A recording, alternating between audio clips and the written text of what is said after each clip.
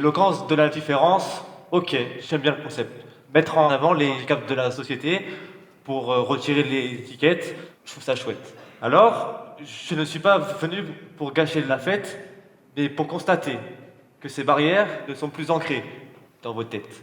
Messieurs, dames, tendez bien l'oreille, car ce soir, c'est vous les estropiés. Non, vous ne vous êtes pas trompé en venant à cette magnifique soirée.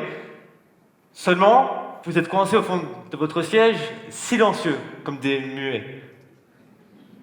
Pourtant, vous n'avez pas fait les sourds, vous avez mis vos jugements de côté, car par leur histoire, leur vécu, leur témoignage, ils ont écrasé vos préjugés.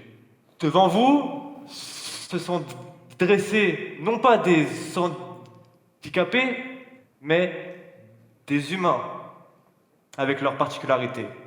Rien que pour cela, quel que soit le résultat, pour moi, ils ont déjà gagné.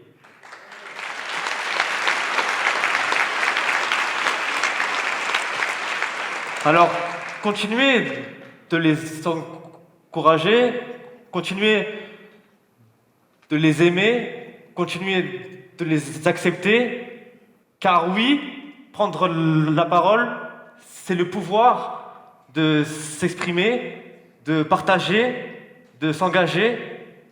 Et en ce temps d'élection, il est utile de vous rappeler à quel point les différences font les couleurs de notre France.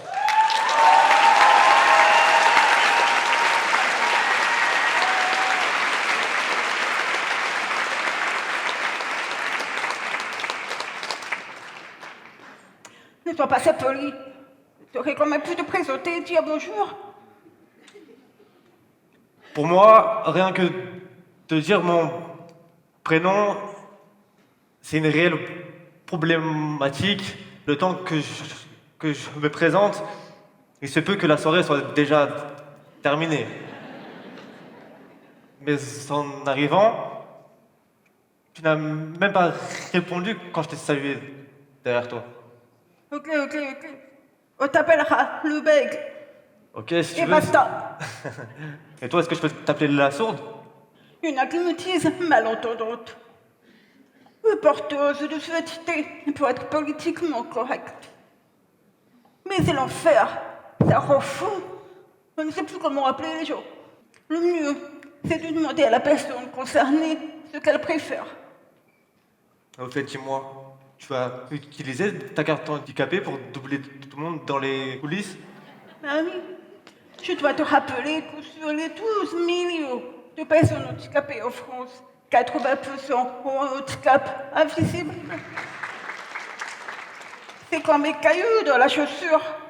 Les gens ne le voient pas, mais il est bien là, à nous atticoter. Et personnellement, mon caillou, c'est le bégaiement. Il ne se voit pas, mais il s'entend, tout comme toi.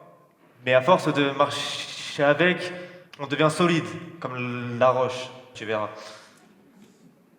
Et les gens avec une carte handicapée sont souvent dévisagés de la tête aux pieds quand ils la sortent à la caisse du supermarché. C'est pour ça que je n'en veux pas. Je ne veux pas être pris pour un mytho, ou encore moins pour un fraudeur.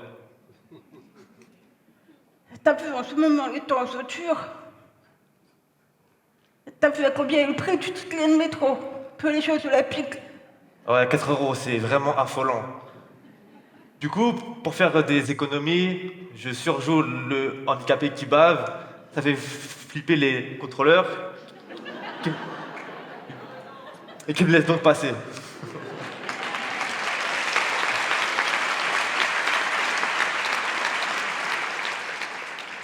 Et puis comme dans Intouchable, peu de pensée, pas de langue, pas d'amende. C'est ça. Voilà, exactement. Sinon, je peux aussi sortir cette carte discrimination. C'est bien pratique aussi. Faudrait pas que ça tombe dans l'oreille des ministres. Mais c'est un peu truc à transmettre à notre public pour qu'ils se rendent en masse en métro aux Jeux paralympiques. D'ailleurs, pourquoi parle-t-on de paralympiques? Ce sont des sportifs comme les autres. Quoique, tu y arriverais, toi, à faire du basket dans un fauteuil. Ah, je suis pas sûr. Enfin, tu sais, en longueur, se t'en mêler les membres au titane. Ah, compliqué. Cavaler sur une piste avec la foulard, sans pas écouter l'aveugle d'à côté. Ah, faudrait essayer, mais toujours pas sûr. C'est quand même pas si mal ce qu'ils arrivent à faire. Tu viens être un héros olympique.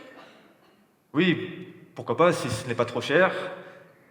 Et ce n'est pas parce qu'on a un bras ou un œil ou une jambe en moins que l'émotion de gagner sera moins forte. Et aussi, ce qui serait vraiment cool, si on suit les dernières jérémiades de Michael Jérémias sur les réseaux, ce serait qu'un journaliste sportif ose dire d'un athlète paralympique qu'il a été nul, comme prétient déçu.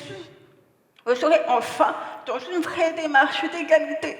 N'hésitez pas à venir applaudir et critiquer. Nos champions ont tout donné corps et âme pour en arriver là où ils en sont aujourd'hui.